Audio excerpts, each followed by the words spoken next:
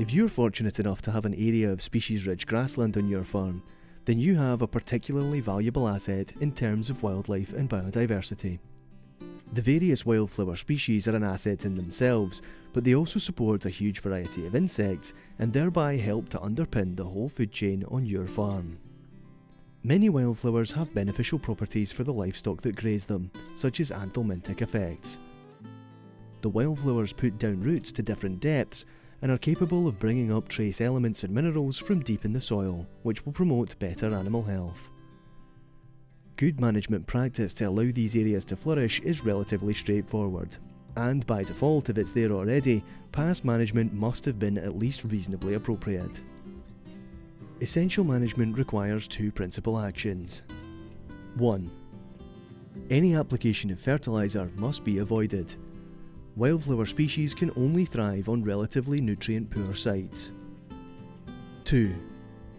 Grazing or mowing is essential to remove the build-up of biomass and prevent the sward becoming rank and dominated by coarse grasses. When mowing, the material must be taken off the field either as bales or collected by another method.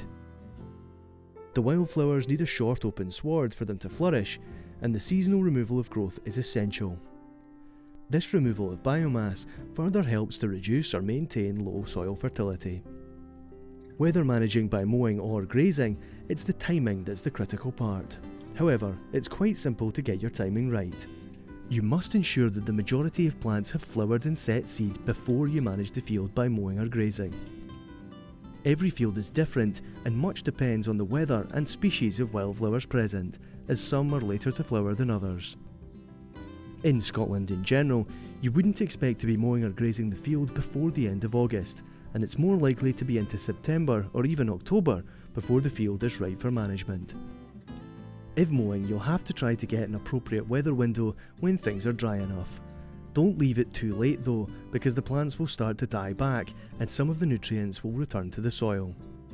The sward will also become much harder to cut and remove as it dies back. Grazing can be done at a stocking rate to suit your system, just as long as you don't let the ground get poached or heavily trampled. A heavy grazing is better than light, and the plants are generally very robust. Larger numbers of stock can be put in for a short time, or the field can be grazed by fewer animals for a longer period.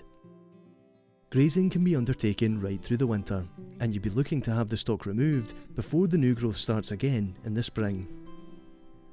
All different grassland types have their own target sward heights, but in the most general terms, the vegetation should be short without being overgrazed. You'll know yourself by looking at the sward and making an assessment. Scan this QR code or click the link in the description down below to access our useful species-rich grassland management calendar, which you can print off and keep handy.